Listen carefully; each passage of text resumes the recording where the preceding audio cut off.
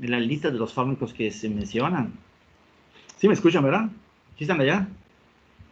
Sí, doctor. Sí, doctor. Sí, doctor. Entonces, como dice fármacos de la insuficiencia cardíaca y tiene todo de la insuficiencia cardíaca, ven que, por ejemplo, antes cuando dábamos la clase esto en base al Velázquez, hablábamos de para la insuficiencia cardíaca aguda y se mencionan algunos que se puede utilizar, ¿no? Y dentro de lo que es el libro de habla de insuficiencia cardíaca, habla de fármacos que se usan para la insuficiencia cardíaca aguda y crónica. Y a la hora de entrar a las guías, hay una guía para insuficiencia cardíaca aguda y una para insuficiencia cardíaca crónica, donde se hace hincapié, en el libro también lo menciona, ¿no? La importancia de los mecanismos compensadores que se inician en la insuficiencia cardíaca y si se vuelve crónica, pues entonces esos mecanismos compensadores dejan de ser, digamos, pues buenos para el paciente e inclusive hay que pues, dar medicamentos para contrarrestar estos, ¿no? Entonces, muchos medicamentos como los YECA, los ARAs, beta bloqueadores, los hemos visto en otros temas y entonces pues los mencionaré. Vi que empezó a quedar grande la presentación, entonces no abundé mucho en otras cosas. Posiblemente para la siguiente yo le quite, pero hace referencia a medicamentos que ya vimos, ¿no? Entonces, un poquito también relacionando con lo que es fisiopatología, pues para ir relacionando estas cosas. Pero digamos que lo importante para hoy es los fármacos que se utilizan para la insuficiencia cardíaca aguda. Lo que vamos a ver. Y obviamente dentro de los fármacos de insuficiencia cardíaca aguda están los diuréticos. Entonces, como ya vimos antihipertensivos, insuficiencia cardíaca, en el siguiente tema vamos a ver diuréticos ya para terminar de ver los aspectos que hemos dejado tanto para hipertensión como para este tema, ¿no? Entonces, para la siguiente clase vamos a ver el tema de diuréticos, ¿sí? Entonces, pues fármacos que se utilizan para insuficiencia cardíaca, pues obviamente es cuando el corazón, normalmente si el paciente, vimos fisiología, el corazón, su gasto cardíaco va a depender de manera directa el volumen sistólico y la frecuencia cardíaca, ¿no? Entonces, ¿qué pasa si hacemos alguna actividad física, empezamos a caminar, empezamos a correr, algo que, una actividad que requiere un mayor consumo de oxígeno, pues el corazón es capaz de aportar ese mayor consumo, mayor gasto cardíaco, aumentando la frecuencia y la fuerza de contracción, ¿sí? Entonces, si estoy corriendo y el corazón me está mandando más gasto cardíaco, pues entonces mi corazón está siendo suficiente para que yo haga esa actividad. En el momento que yo ya me cansé, mi corazón no puede seguir mandándome ese gasto cardíaco, los músculos empiezan a cansar, pero más el sistema cardiovascular ya no aporta más oxígeno para que yo pueda seguir ejercicio, pues entonces me detengo, empiezo a caminar, a correr más despacio, o caminar más despacio, o me detengo de plano, y la persona que pasa, pues su corazón está latiendo más fuerte, más rápido, respirando más, le llaman, está así, aunque ya no estemos haciendo ejercicio, está así porque dice hay una deuda de oxígeno, ¿no? Tengo que trabajar más, mi corazón tiene que bombear más sangre, tengo que meter más oxígeno para tratar de restablecer todo como estaba antes de hacer la actividad, ¿no? Entonces, pues puedo estar incrementando mi actividad física para mi sistema cardiovascular mejor y así mejor mi condición física, ¿no? Pero hay pacientes que pues simplemente están sentados, acostados sin un problema y el corazón empieza a ser insuficiente, ¿no? Empieza a manifestar como si hubiese corrido un maratón, por decir, y está acostado, está caminando, está sentado, ¿no? Entonces son datos de insuficiencia cardíaca. O sea, aunque el consumo es, digamos, lo basal, pues digamos de la manera que esté la persona así tranquila, sin ninguna actividad extra física, pues el corazón no es suficiente ni siquiera para dar un gasto cardíaco para lo basal. Entonces decimos que el paciente tiene insuficiencia cardíaca. Entonces, como definición, pues al hecho de ponerle síndrome de conjunto de síntomas o signos que van a deberse a algo, implica que la causa puede ser variada, ¿no? Entonces, en general, como diagnóstico sindromático, yo puedo ver el paciente tiene sindromáticamente insuficiencia cardíaca, pero no sé si es porque se infartó y el corazón ya no se contrae adecuadamente, no sé si es por un problema valvular, si es un problema para una malformación, si es un problema hipertensivo y está en aumentada la poscaria y el corazón no es suficiente para mandar gasto cardíaco. Son varias las causas que van a explicar la insuficiencia cardíaca, ¿no? Pero como diagnóstico sindromático puede ser agudo y crónico y lo que va a explicar se va a entender como disminución de la capacidad del corazón para cumplir con las demandas de las necesidades del organismo, ¿no? Entonces, a eso le llamo insuficiencia cardíaca. Como causa de ingreso en hospital, aquí dicen que son las principales causas a nivel hospitalario, dicen mayores de 65 años, pero a ver, entre las causas están las malformaciones congénitas y pues yo como pediatra, pues, lo que yo veo es las causas más frecuentes de pediatría por problemas de malformaciones congénitas, ¿no? Pero en adulto en general, pues van a ser, como ya hay más riesgo de hipertensión, de infarto, pues van a ser, o de alteraciones de las válvulas, también pues van a ser las causas más frecuentes por las cuales el paciente, vean ustedes a un paciente con insuficiencia cardíaca, ¿no? El cuadro clínico es muy variado, menciona el libro varios datos. Aquí de los datos cardinales habla de la disnea, ¿no? La fatiga y la retención de líquidos, ¿no? Y de alguna manera, fisiológicamente sabemos que cuando el corazón empieza a llenarse de sangre, porque empieza a aumentar el volumen de sangre, se va a distender, se van a liberar péptidos natriuréticos. Hay varios péptidos natriuréticos que al aumentar la presión en la miel de las aurículas, pues es una señal que hay mucho volumen, y esa es una señal para que se libere el péptido natriurético y vaya y produzca aumento de natriuresis y aumenta la eliminación de volumen urinario con intención de disminuir el volumen, ¿no? Pero si en el caso de un paciente con insuficiencia, que el corazón no se contrae con la fuerza adecuada y el volumen intraauricular empieza a aumentar porque el corazón se está quedando con más volumen de sangre que debe tener, entonces eso hace que se liberen péptidos natriuréticos, por ejemplo, ¿no? Entonces esta retención de líquidos es una señal al mismo tiempo para liberar al péptido, que va a hacer que que aumente la diuresis como un mecanismo compensador, que inicialmente pues son benéficos, ¿no? O sea, si el corazón está latiendo de manera débil, uno puede suponer como lógico que se active el simpático, para que el simpático estimule al corazón para que se contraiga más fuerte, más rápido y pueda suplir, pueda dar un buen gasto cardíaco. El problema es que cuando debe haber crónica esa estimulación del simpático, empiezan a haber más daño y por lo tanto, por eso después en el tratamiento crónico, pues se menciona a los beta bloqueadores, ¿no? Tratar, y ahorita vamos a ver algunas condiciones en las cuales bloqueando los beta, que les decía en mi época de estudiante, insuficiencia cardíaca, beta bloqueador, así como que chocaba, no, no puede ser. Y ahorita el libro menciona, ya se lo había mencionado anteriormente, ¿no? De que ahorita ya, sí, algunos sí, en ciertas condiciones sí, beta bloqueadores, ¿no? Porque se dieron cuenta que los mecanismos compensadores, pues, estaban siendo más, a la larga, más perjudiciales que beneficiosos, ¿no? A este respecto, quisiera comentarles, por ejemplo, si ustedes vieron el video de esta persona, ese médico que hace una revisión de la guía de práctica clínica, así, explicando algunos puntos de la guía de práctica clínica, les quiero mencionar, como ustedes están en segundo y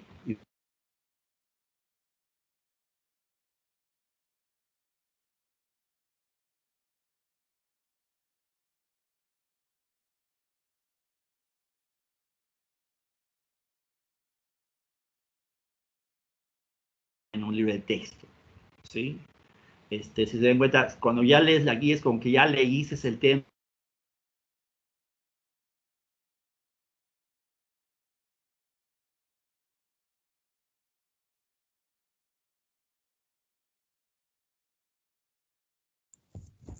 Disculpe, doctor, no sé si soy solo yo, pero no lo estoy escuchando.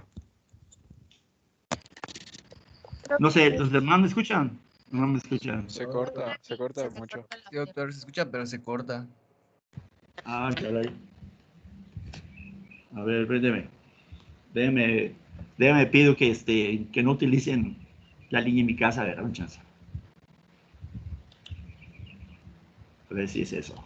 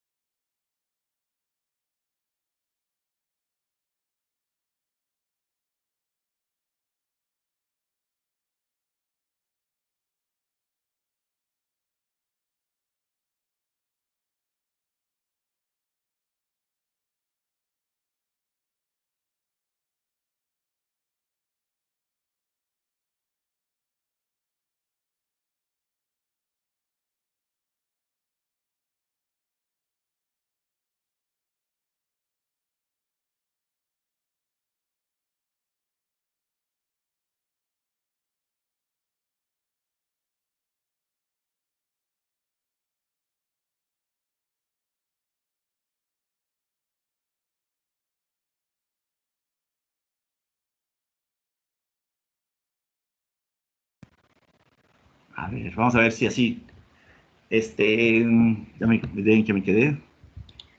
Hablando de lo de las guías, ¿no? Entonces,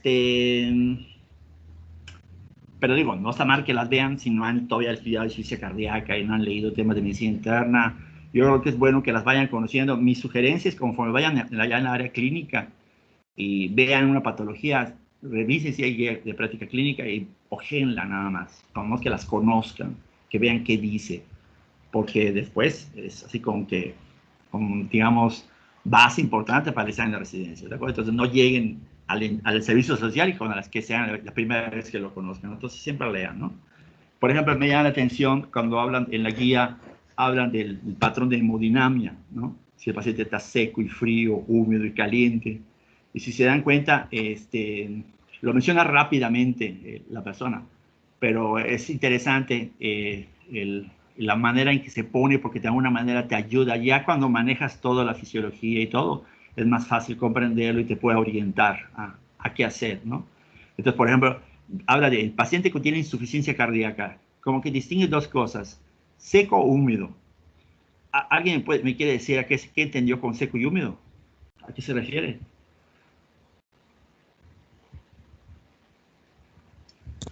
Pues según recuerdo mencionado, o sea, era una parte, si era el corazón derecho el que estaba insuficiente o el izquierdo, o ambos, ¿no? Cuando era seco, era cuando no había edema periférico y, y húmedo era cuando sí había. Exacto.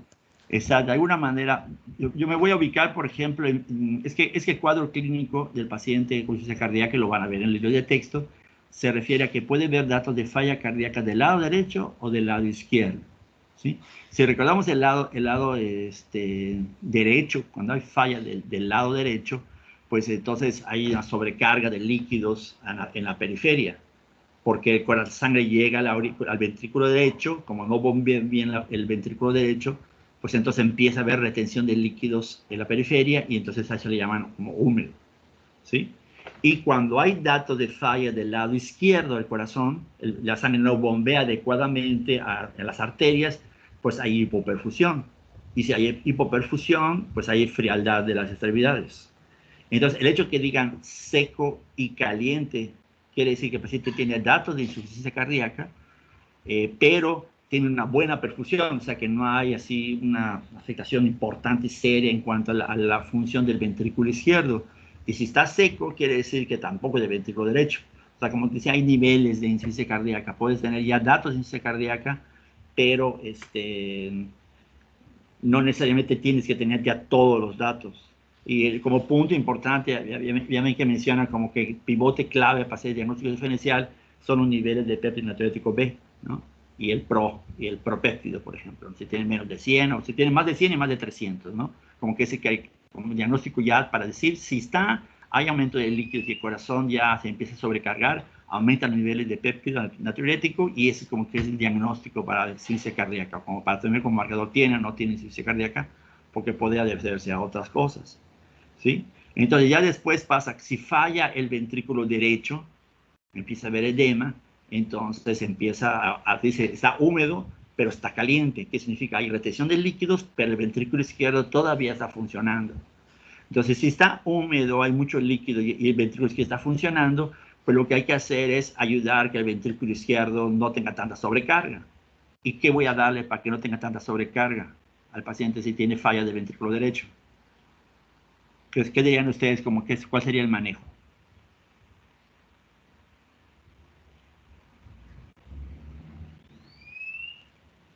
Si tiene mucha sobrecarga de ventrículo derecho, es que hay mucho volumen. El volumen que tiene el paciente, que está manejando el paciente, es mucho para él. ¿Cómo ayudo al corazón para que pueda? Acuérdense que si tiene mucho volumen, se empieza a distender. ¿Se acuerdan? En fisiología decíamos que la funcionalidad de la sarcómera dependía de la longitud, que si se queda muy grande la sarcómera, la tensión máxima que puede generar, la fuerza máxima disminuye.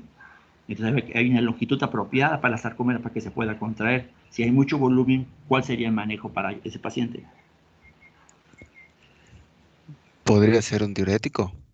Podría ser un diurético. De hecho, la guía lo dice. En ese paciente usa diurético, ¿no?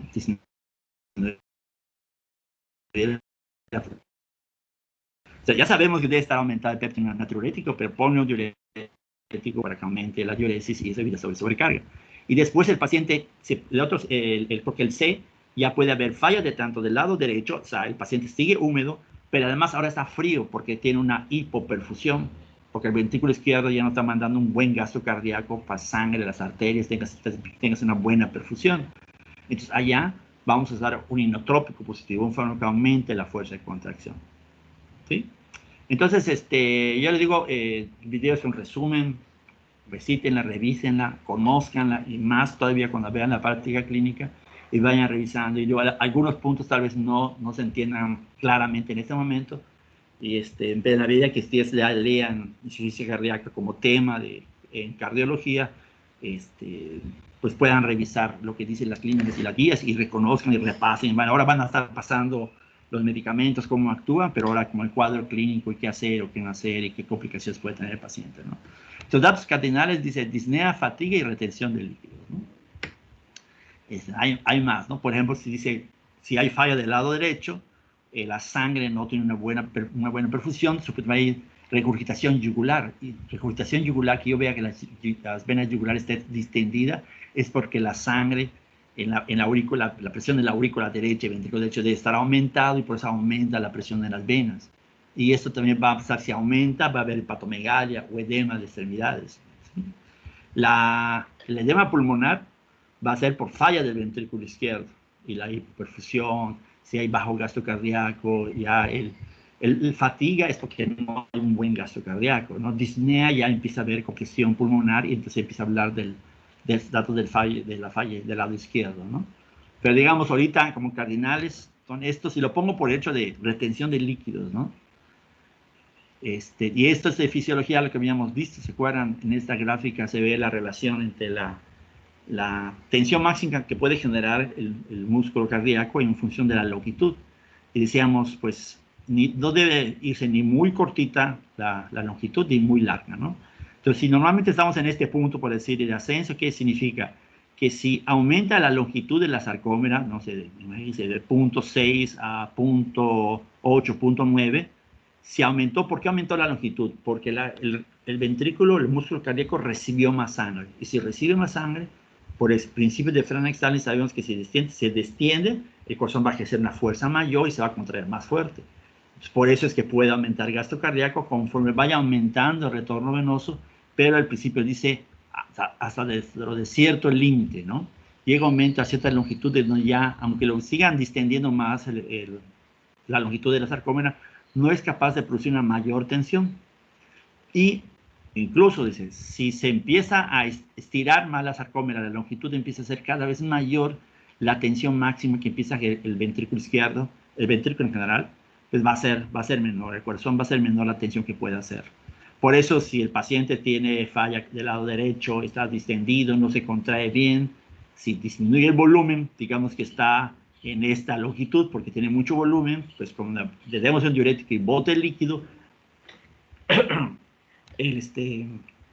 la longitud ya va a tener que ser, digamos, menor, que llegue aquí a casi 2, por ejemplo, a 1.9. Y esto implica que va a poder contraerse mucho mejor el corazón. Va a mejorar la fuerza de contracción porque va a tener una longitud más apropiada para que pueda generar una mayor fuerza. Bueno, dice se pone como, lo define aquí como capacidad alterada del corazón para llenar de forma adecuada con sangre, expulsar la sangre de manera adecuada, ¿no? Y aquí en la radiografía de un corazón normal, se puede ver el corazón normal, hay una manera de medir el área cardíaca cuando pasa una línea en la parte central de la radiografía, miden cuánto lo más distal de un lado, cuál lo más distal de otro lado, y hacen una relación con respecto a toda la parte del diafragma, ¿no? De punta a punta. Entonces, como que el área de la distensión, el área que va a ocupar la sangre aquí, el área de la radiografía es alrededor de 0.5, ¿no? Más o menos. Entonces, aquí podemos ver claramente cómo es un corazón muy, muy grande que está, digamos, ese es el 100%, pues tiene casi como el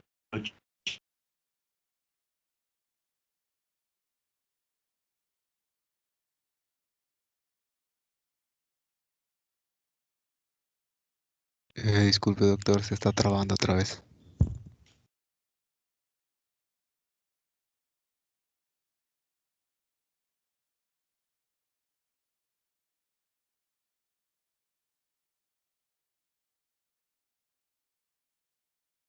De fuerte la fibra y luego descansar, alimentarse bien, dormir bien. Y luego otro ejercicio, a que constantemente esté sometido al estrés crónico, porque si aumenta hipertrofia, pero luego empieza a haber desorganización de las células, de los tejidos, empiezan a crecer fibroblastos. Y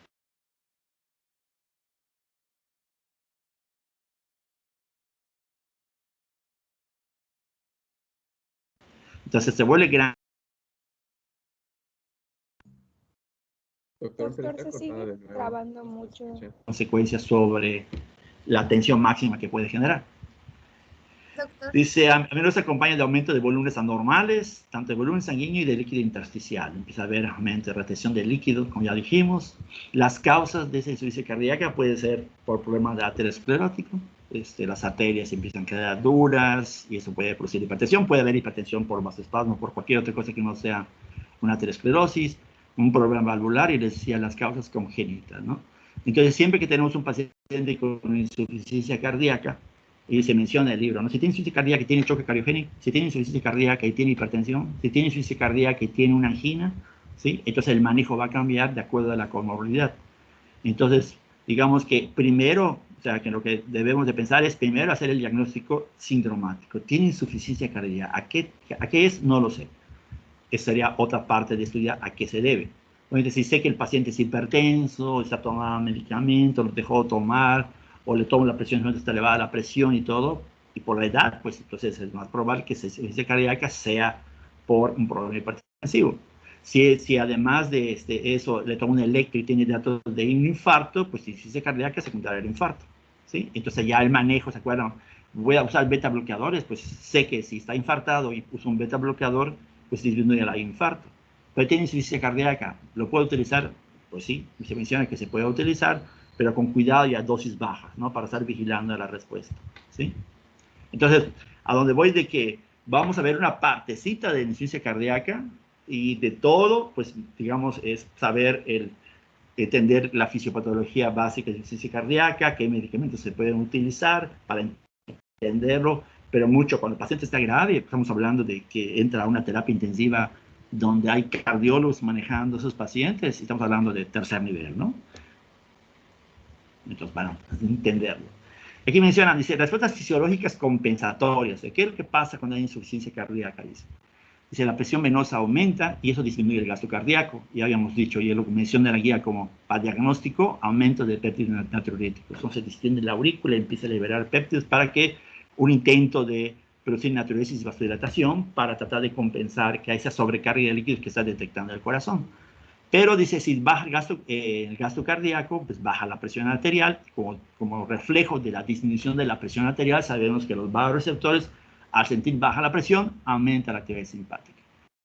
Y si en un principio se oye lógico y bueno, ¿no? Que aumente el simpático para que aumente la fuerza de contracción. El detalle que tiene esa actividad de simpático, inclusive de manera así aguda, es que aumenta el consumo de oxígeno del corazón, ¿no? Entonces, pues ya si está infartado, pues ya sabemos qué va a pasar con el músculo cardíaco. Entonces baja la presión arterial, disminuye el flujo renal y sabemos que cuando vimos la secreción de aldosterona, bajo sodio, baja perfusión, son los estímulos que está esperando la mácula densa para aumentar la liberación de renina, porque tengo poco volumen. Me está llegando poca sangre a mí, se filtró más sangre, poco líquido, se está filtrando, hay problemas en el volumen. ¿Qué hace el sistema? Se activa el sistema de renina, angiotensina, aldosterona para absorber sodio y agua. Es la angiotensina, aumenta la fuerza de la vasoconstricción, y si el corazón está insuficiente y las arterias se empiezan a contraer, pues sabemos que la poscarga está aumentando, y si aumenta la poscarga es un trabajo mayor para el corazón, ¿sí? Y si aumenta la secreción de aldosterona, aumenta la secreción de sodio, aumenta la secreción de agua, y no quiero eso. El péptido natriurético quería eliminar sodio y agua, y si se activa la aldosterona va a aumentar la secreción de sodio y agua, ¿no? Entonces, inicialmente está tratando de compensarlo porque está poca la perfusión a nivel renal, ¿no? Poco aumenta la renina, aumenta la aldosterona y esto va a producir la retención de sodio y agua, ¿no? con la filtración glomerular. Entonces, todo esto va a ser contraproducente para el paciente que tiene insuficiencia cardíaca, ¿no? Entonces, lo que dice, respuestas fisiológicas, aumento de la actividad simpática, el sistema de angiotensina aldosterona, la activación del péptido, que entre esto el libro menciona como alternativas terapéuticas, es dar agonista a estos péptidos, ¿no? Y, bueno, hipertrofia del ventrículo larga, pues va a haber algo de hipertrofia, ¿no? Entonces, dice, el papel de los mecanismos compensatorios, dice, la actividad crónica, ya se refiere a crónico, ya no es la inicial, sino crónica, de ese sistema simpático, del sistema renina, angiotensina aldosterona, se va relacionando con la remodelación de los tejidos cardíacos, ¿sí? O sea, la alteración de la estructura, pérdida de miocitos, hipertrofia y fibrosis. Y pues, porque se ha visto contraproducente, ¿no? Y se lleva a alteraciones de la actividad neurohormonal, que decíamos del sistema renina, angiotensina aldosterona, un círculo vicioso que si no se trata conduce a la muerte. Entonces, en base a esto, dice, las estrategias terapéuticas para el paciente que tiene insuficiencia cardíaca, dice, con fracción de eyección baja, dice, que ha demostrado que mejora la supervivencia y reduce los síntomas, son, pues, usar inhibidores del sistema de renina-angiotensina, del sistema simpático, y ahí hablamos de los bloqueadores beta, y que aumentan la actividad de los péptidos natriuréticos, ¿sí? O sea, este mecanismo compensador lo queremos favorecer, pero queremos bloquear al sistema de renina-angiotensina aldosterona, ¿no? Dice, la intervención va a proporcionar 7 beneficios reducidos, o sea, disminución del trabajo del corazón. Se hace que aumenta la pérdida de volumen por la intervención por el diurético, pues menos volumen de sangre al corazón, y si es menos volumen, menos carga al corazón, y por lo tanto sabemos que eso va a mejorar el trabajo del corazón. Disminución del volumen de líquido extracelular, que está relacionado si se logra este segundo, pues va a apoyar al primero. Mejoría de la contractilidad cardíaca, también está relacionado con lo que acabamos de ver de fisiología, y menor velocidad de remodelación cardíaca. Sobre esto, pues dice menor velocidad, ¿sí? De alguna manera no están diciendo, con esto que te voy a dar, el manejo ya no va a haber remodelación, sino que pues es parte de lo crónico degenerativo, ¿no? O sea, la edad poco a poco va avanzando y se van alterando la estructura y obviamente después también la función de los tejidos. Pues la idea es de que se retrase lo más que pueda y que mejore la calidad de vida de las personas, ¿no? Vean, objetivos de la intervención. Esto de objetivos lo van a ver también en las guías. Y yo diría que le presten atención cuando vean cuál es el objetivo del tratamiento para este paciente. En algunos hospitales le llaman metas. ¿Cuál es la meta? O sea, ¿qué es lo que se pretende con ese medicamento? También viene a la mente, por ejemplo, cuando hablan de fármacos para osteoporosis. Ese fármaco, no sé, inhibe a la actividad de los osteoclastos y aumenta que el hueso esté más mineralizado, ¿no? Entonces, ¿cuál sería el objetivo para consultar este medicamento? Que el hueso quede más duro, con más calcio. Uno podría decir que sí, ¿no? Pero cuando se evalúan esos medicamentos, le dice, es bueno siempre y cuando reduzca la frecuencia de fracturas en los pacientes. Ese será el objetivo de dar un tratamiento, por ejemplo, ¿no? Entonces, en este caso de insuficiencia cardíaca, bueno, ¿cuál es el objetivo de la intervención? Aliviar los síntomas, el número uno, pensando que el paciente está con problemas y quiere aliviar los síntomas, de hacer más lenta, vamos a subrayar esa parte, más lenta la progresión de la enfermedad y mejorar la supervivencia. Entonces, cuando se ponen como objetivos estos, más adelante van a ver, estos fármacos mejoran la supervivencia, ¿no? Entonces, cuando te dicen eso, te están diciendo, cumple con uno de los objetivos que ya se establecieron para el paciente que tiene insuficiencia cardíaca, ¿sí? Entonces, aliviar síntomas, lenta progresión o disminuir la progresión y mejorar la supervivencia como objetivos del tratamiento. Eso es más orientado a terapéutica, pero yo les recomendaría que cuando vean guías en el libro, fíjense en lo que se refiere con objetivos, porque al final tú estás dando un tratamiento y te van a preguntar, bueno, ¿para qué lo das? ¿Qué esperas lograr con ese manejo, ¿no? Y saber si lo estás logrando, ¿no? Estrategias terapéuticas, pues aquí en general dice restricción de líquidos, de 1.5 a 2 litros al día. Esto en adultos es muy fácil. Por ejemplo, cuando van a un paciente, ingresa un paciente y le ponen soluciones, lo dejan en ayuno, le ponen solución mixta, 1 litro cada 8 horas. O sea, 3 litros en 24 horas. Sí, así de fácil. En pediatría es diferente, ¿verdad? Lo van a ver después. Pero en adultos es más o menos relativamente fácil, ¿no? Pero dice, si yo restringo los líquidos a 1.5 a 2 litros al día, pues quiere decir que le voy a dar 500 mililitros cada 8 horas. ¿Sí? Y ahora después pueden calcular por metro cuadrado de superficie corporal y van a ver que son líquidos bajos. A eso se refiere con líquidos bajos, ¿no? Si yo le digo, vamos, tiene insuficiencia cardíaca, ¿lo dejas en ayuno? Sí. ¿Le pones soluciones? Sí. ¿Cuántas soluciones le pones? No le puedo poner las soluciones basales porque tiene insuficiencia cardíaca, tiene mucho líquido. ¿Le puedo dejar sin líquidos? Pues hay una pérdida renal más o menos como de 600 mililitros por metro cuadrado. No lo puedes dejar sin líquidos en la vena, ¿no? Entonces le pones lo menos, a veces solamente para pérdidas sensibles. Entonces, si no lo recuerdo, le pongo 500 para 8, ya con eso le están dando pocos líquidos, ¿no? Obviamente, al paciente que está así, le hacen un control de líquidos, cuántos líquidos entran, cuántos líquidos salen. Si está en ayuno, no va a tener líquidos. Entonces, tiene 500 mililitros en 8 horas. Y si le están poniendo medicamentos, las enfermeras van apuntando cuánto líquido le ponen por cada medicamento. Entonces, al cabo, cuando termine el turno, ustedes pueden saber 500 mililitros por la vena. ¿Con cuánto te lo dieron? 100 mililitros, pues ya tiene 600. Y en este tiempo, se tiene que verificar la diuresis, cuánto orinó el paciente. Se hacen cálculos de las pérdidas insensibles, entonces ya al ingreso le restas lo ingreso y ya puedes saber más o menos cómo es el balance de líquido. Lo que tú esperarías es que tenga un balance negativo, que significa que pierda más líquidos que lo que está recibiendo. O sea, si le recibió 600 mililitros, 500 en 8 horas en la vena, más 100 de medicamentos, pues tú esperas que esté, no sé, presente 800, un litro, por ejemplo.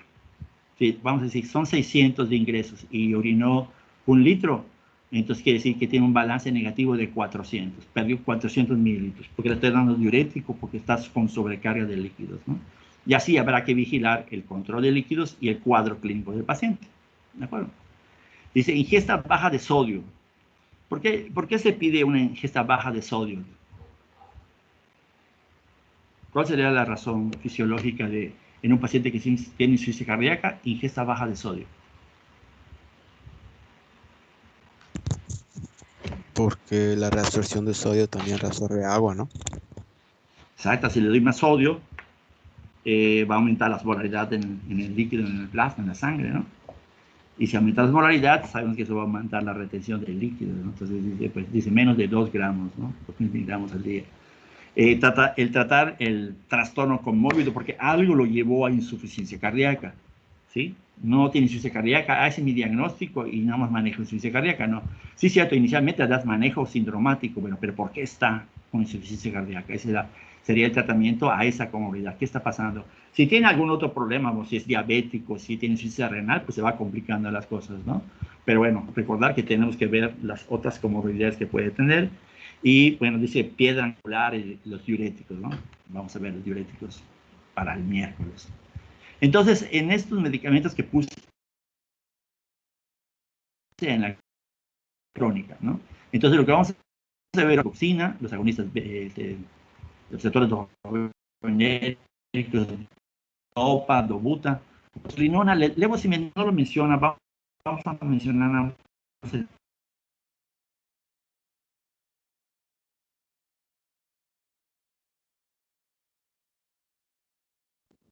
Doctor, se está trabando mucho. Pues no lo podemos escuchar. ¿no? ¿Se escucha? Sigue fallando. Sí. Ahora sí, dejamos de escucharlo un rato, doctor. Agudo y crónico, vamos a ver hoy estos que están en la parte aguda. De levosimenol vamos a hacer el mecanismo de acción y furosemide como diurético.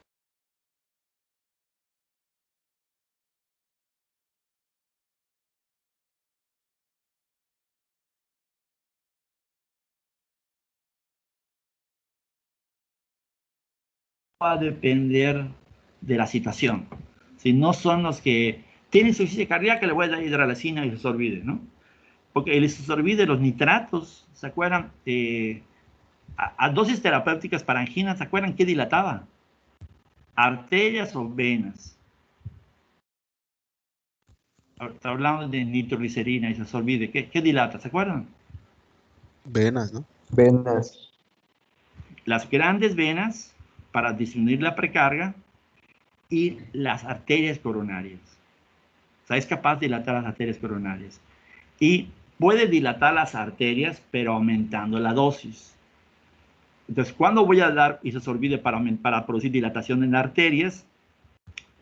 Usando como un vasodilatador.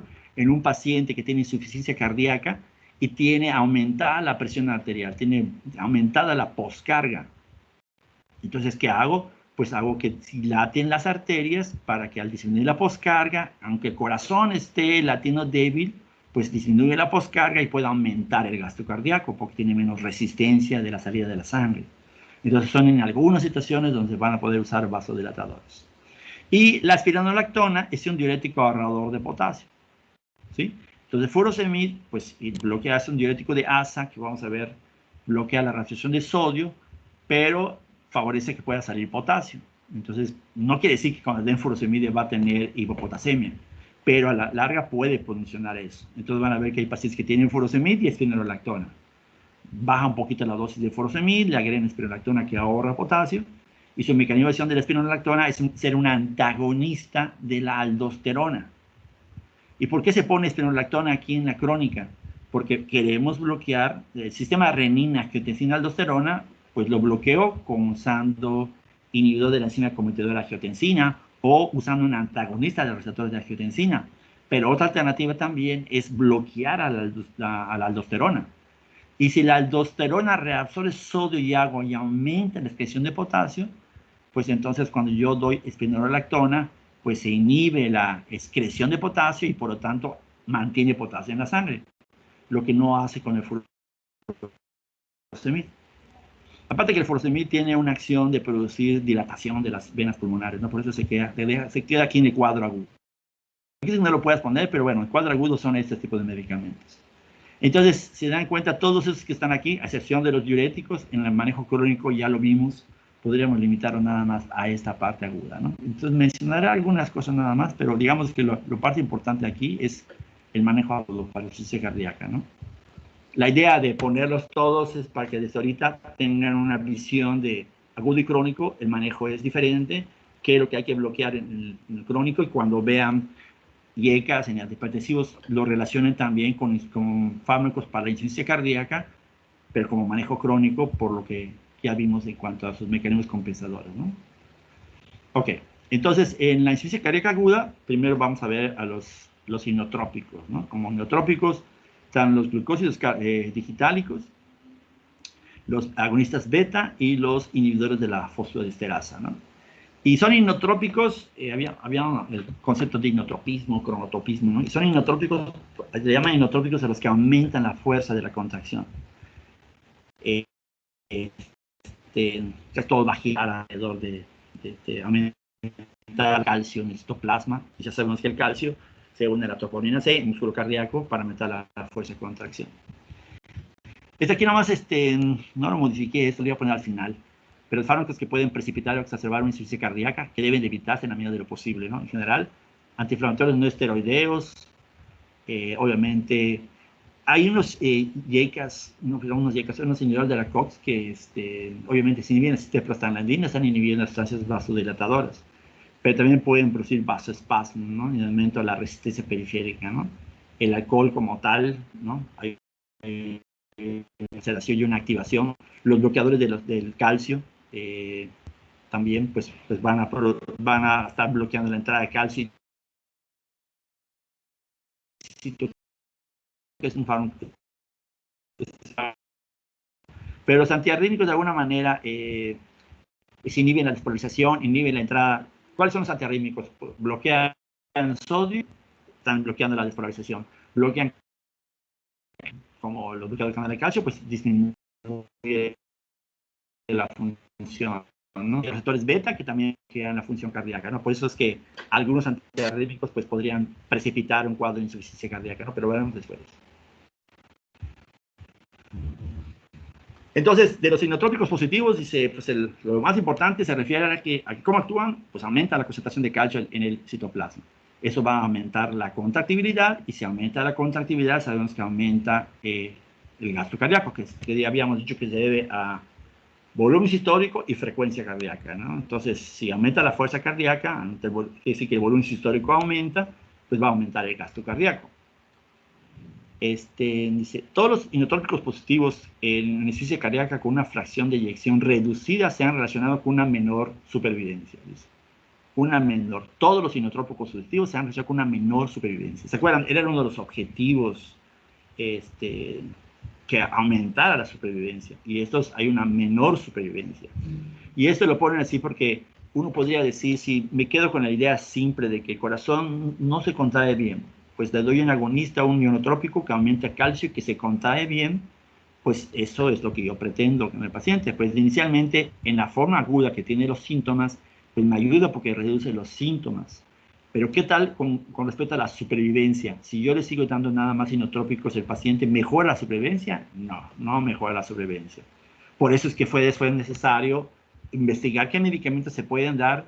Se conoce que se desencadenan mecanismos compensatorios, que esos son mediados por el sistema de adrenina-angiotensina-aldosterona, por la actividad simpático, y entonces por eso en la parte crónica del manejo, pues se da esos fármacos para bloquear el sistema simpático y el sistema de adrenina-angiotensina-aldosterona, y con eso mejora la supervivencia.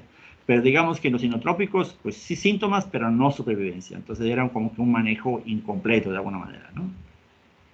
Dice, por ese motivo, dice, estos agentes, con excepción de la digoxina, solo se usan con periodos breves, sobre todo en el ámbito intrahospitalario, solo para corregir los síntomas. Insuficiencia cardíaca aguda, ¿sí? Aquí está hablando, por ejemplo, de la milrinona. La milrinona, que es un inhibidor de la fosfodiesterasa, el levosimendan que vamos a mencionar, son buenos para la insuficiencia cardíaca aguda, pero crónica no. Entonces, por eso nada más lo utilizan, por ejemplo,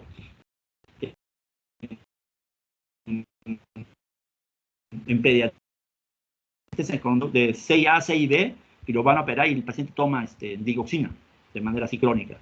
Lo van a operar, lo operan, obviamente abren ese paciente, tienen que parar ese corazón, abrir el corazón, poner un parche entre ventrículo y ventrículo para tapar el agujero que tiene el niño, y luego tienen que suturar ese corazón, y luego tienen que volver a hacer que late el corazón. Pues obviamente cuando sale a terapia, ese corazón está obviamente partido, ¿no? Con una hilos allá suturando y tratando y tiene que seguir latiendo, no puede dejar que se quede quieto el corazón, tiene que latir para que mantenga vivo al paciente, ¿no? Entonces, a esos pacientes les dan milrinona, les dan levosimendan, porque de manera aguda se ha visto que mejora la fuerza de contracción, pero después, una vez que ya sale del quirófano, quitan y se queda con digoxina, ¿sí? A eso se refiere con este aspecto, que no mejora la supervivencia con otros, con esos medicamentos de manera aguda, ¿no?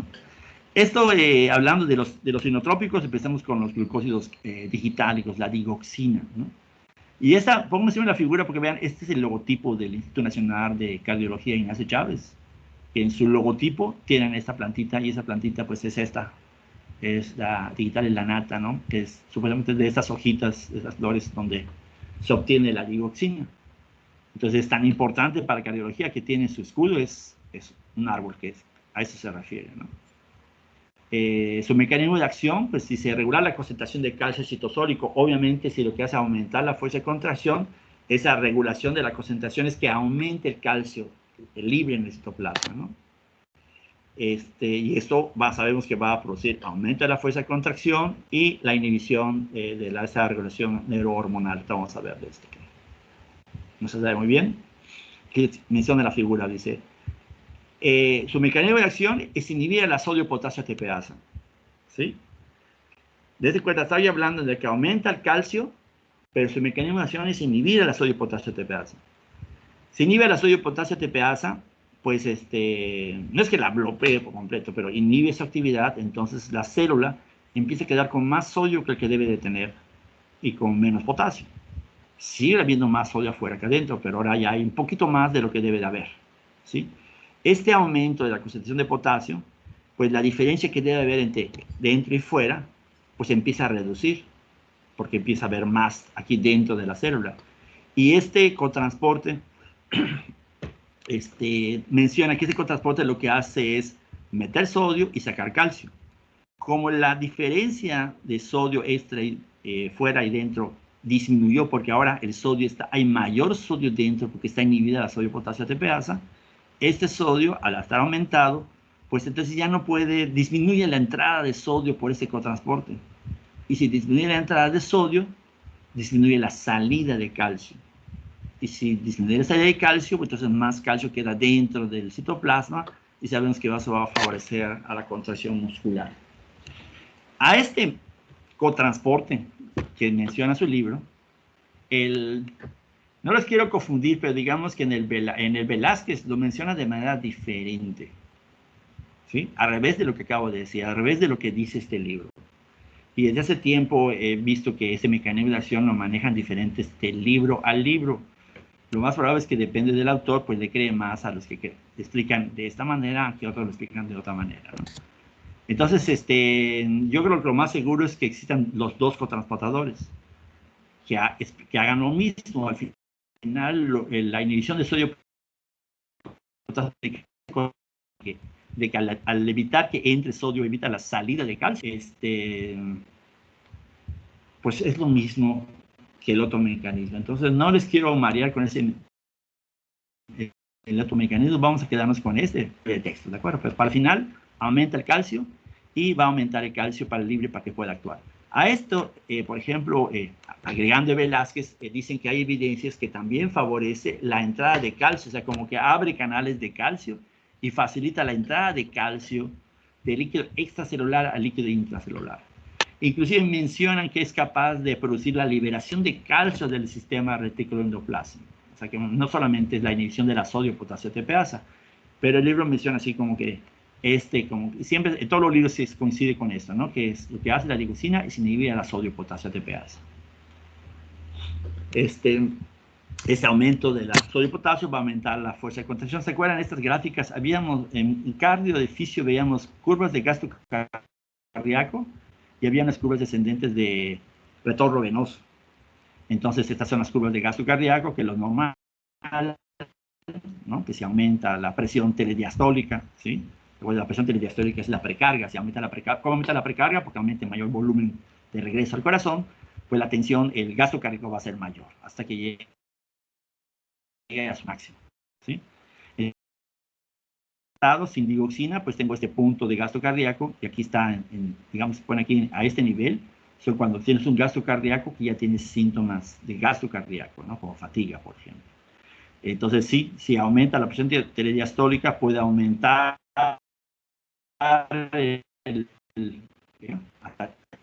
y si le doy digoxina, que aumenta la fuerza de contracción, pues de estar a este punto, arribita de que está presentando síntomas, pues puede mejorar y dar un mayor gasto debajo de lo normal. Y el paciente está a esfuerzo, pues con ese gasto cardíaco se siente bien, pues ya mejoró el paciente, aunque siga bajo el gasto cardíaco, ¿no? Entonces se aumenta la fuerza de contracción. Ahora, fíjense, si pensamos que el corazón, quiere decir que, y se echan a andar mecanismos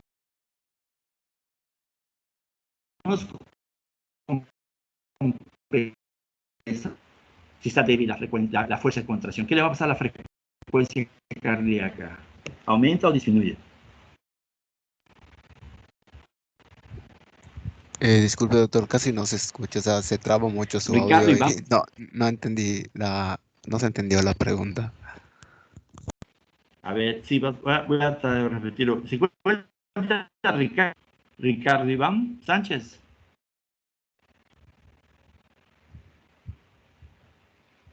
Doctor, se traba lo que dice. Estados Unidos. Ricardo Iván. ¿Se encuentra Ricardo?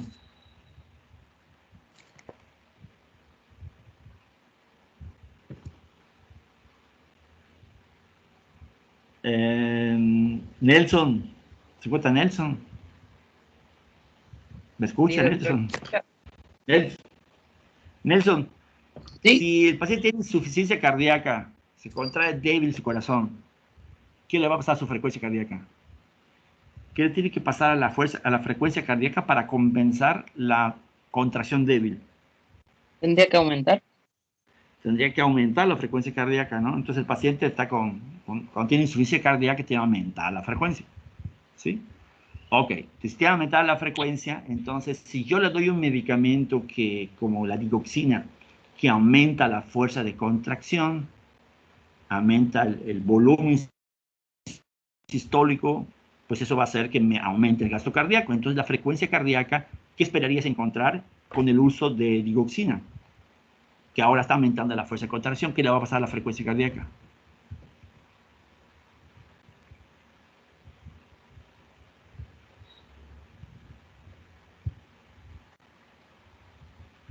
¿Sí me escuchaste? Nelson.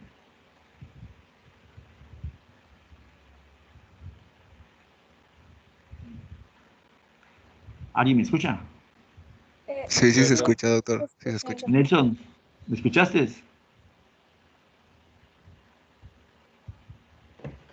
Sí, me expliqué, Nelson.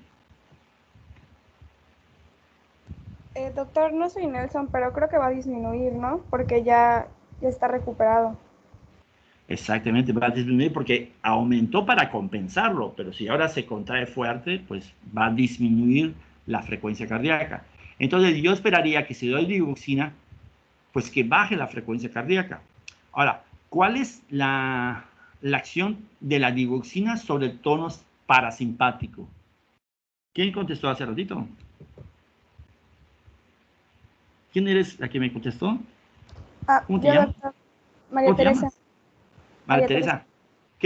¿Cuál es la acción de la digoxina sobre el tono parasimpático? Sobre el vago. ¿Cuál es la acción? ¿Qué le hace la digoxina al vago? ¿Lo estimula o lo inhibe? Si no lo sabes, piensa, baja la frecuencia cardíaca. ¿Qué le debe de hacer? La lógica es la respuesta. Si ya deduciste que baja la frecuencia cardíaca y está bien, ¿qué es lo que le debe hacer el parasimpático?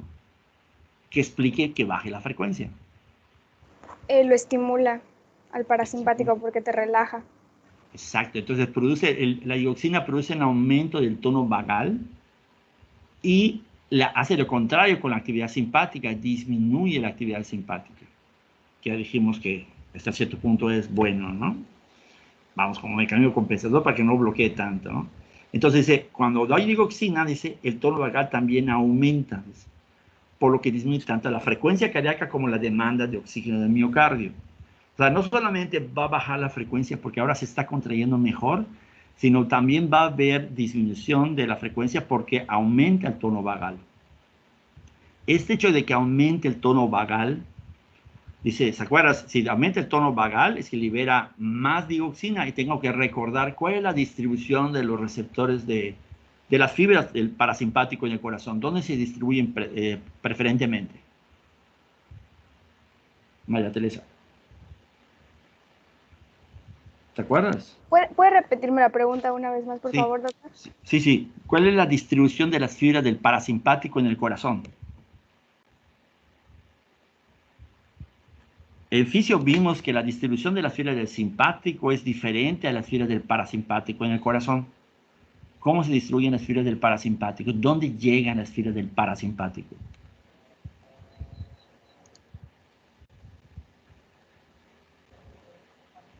¿Recuerdas? Pues llegan preferentemente al nodo sinauricular, ¿no? Llegan preferentemente solamente al nodo sinauricular. Ahí se quedan. No, también el nódulo auriculoventricular. Y también al nodo. O sea, tienen una buena inervación en todas las aurículas. Obviamente llega al nodo AB y en el libro menciona, puede ser que llegue, creo que el Gaito menciona, puede ser que llegue un poquito a nivel ventricular, pero básicamente llega en aurículas.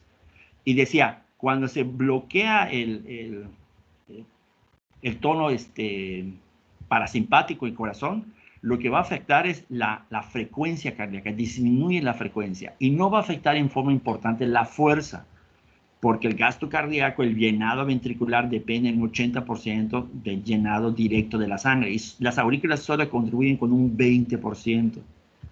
¿Se acuerdan? Dice, la arritmia más frecuente es fibrilación auricular y el paciente está asintomático porque su ventrículo, la aurícula no está contribuyendo al llenado, pero como se llena 80% del ventrículo, pues mantiene un gasto cardíaco aceptable para el paciente y puede ser que no tenga ningún síntoma.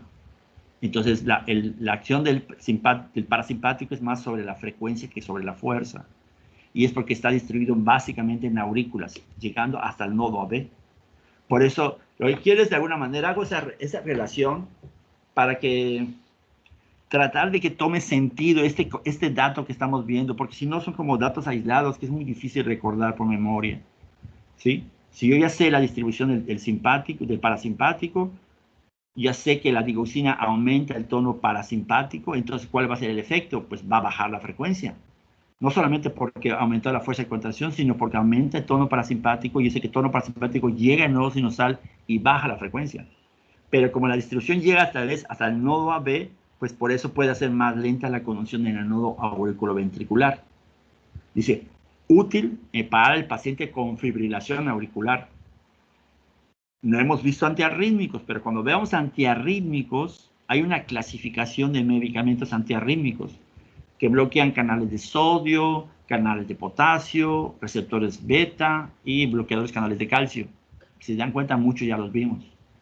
Pero hay otro grupo de fármacos que no son antiarrítmicos propiamente, pero que tienen propiedades antiarrítmicas. Entre ellos está la digoxina, ¿sí? Entonces, la digoxina, aunque es un inotrópico positivo, van a haber pacientes que tienen arritmias, que se usa la digoxina para disminuir esa frecuencia aumentada.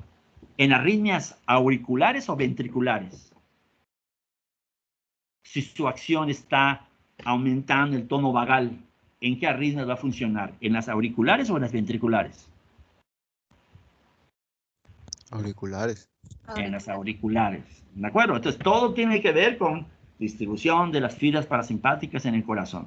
Entonces, hilo esos conceptos, entonces ya en mi mente tiene sentido lo que aprendí de fisiología con esto y es más fácil que yo lo pueda recordar, ¿de acuerdo? Tanto la parte de fisiología como la distribución de las fibras, como el uso de ese medicamento y con la aplicación en los pacientes, ¿sí? Entonces, es por eso quiero enfatizar en esta parte de aumenta la fuerza de contracción, aumenta el tono vagal, y entonces nos está hablando, baja la frecuencia. Como también actúas en nodo B, pues puede funcionar para arritmias auriculares. En este caso, bueno, la fibrilación auricular, que ya dijimos que es la arritmia más frecuente, ¿no? Entonces ya sepa que puede servir más la digoxina, ¿no?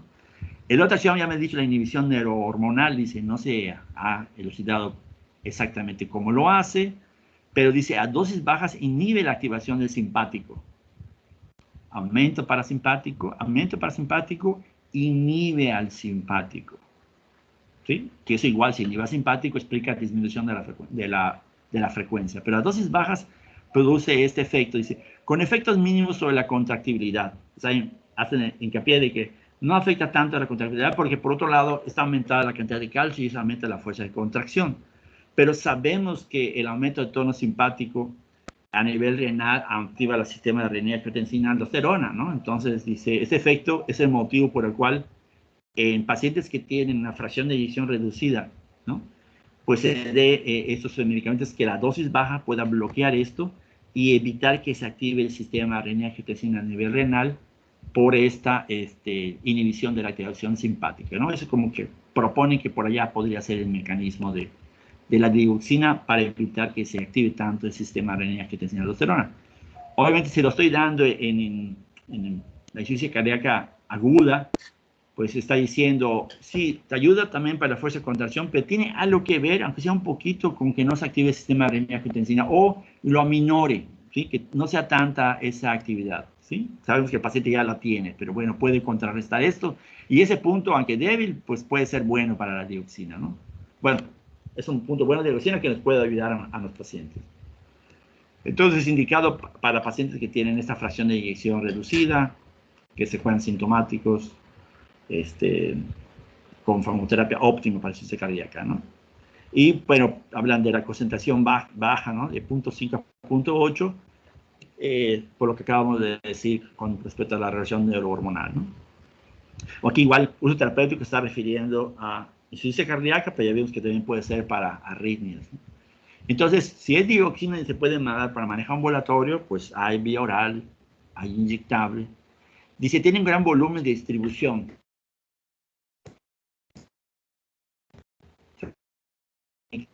diluir, pues quiere decir que puede entrar hasta el líquido intracelular fácilmente, pero tiene una mayor distribución, se fija a todos los tejidos. Por lo tanto, dice, puede ser que mencione que se pueda utilizar dosis de carga.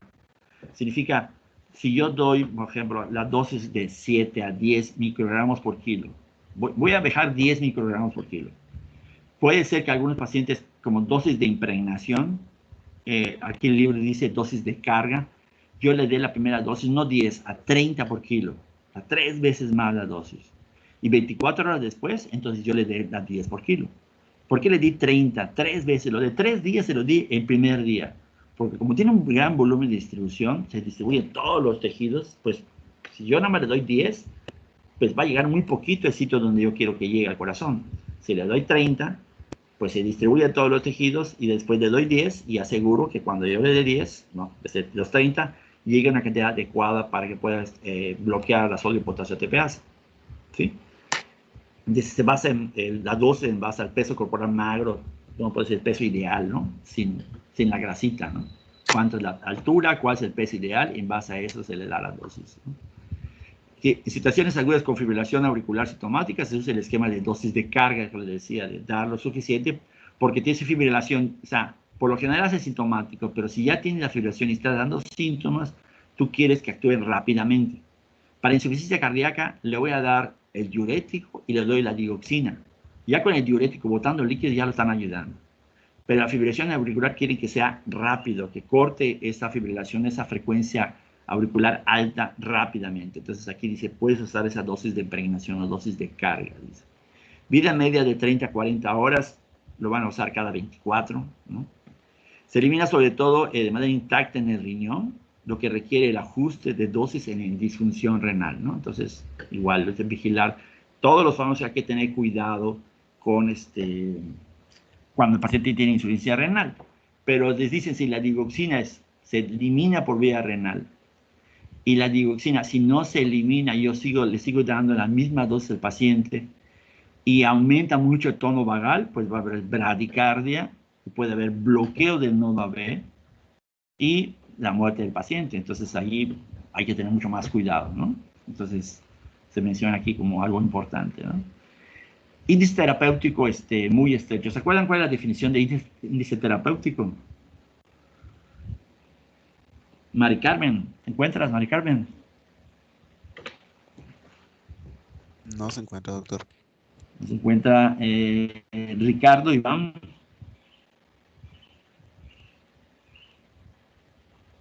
Alejandro. O sea, literalmente la definición, doctor, no me acuerdo, pero pues es como la dosis como segura que se le puede administrar al paciente. Sí, pues de alguna manera, no es la dosis, no es un valor, es un cociente. ¿Alguien se acuerda? Era como un margen, ¿no? ¿Perdón?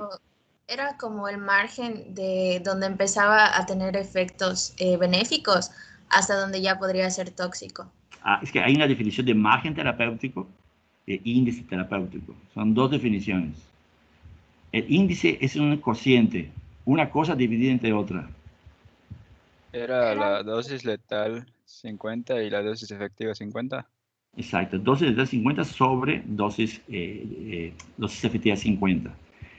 De alguna manera esa es la relación que existe entre esos dos números, ¿no? Mientras mayor sea el índice terapéutico, quiere decir que está más alejada está la curva del efecto deseado del efecto no deseado, ¿no? ¿Sí?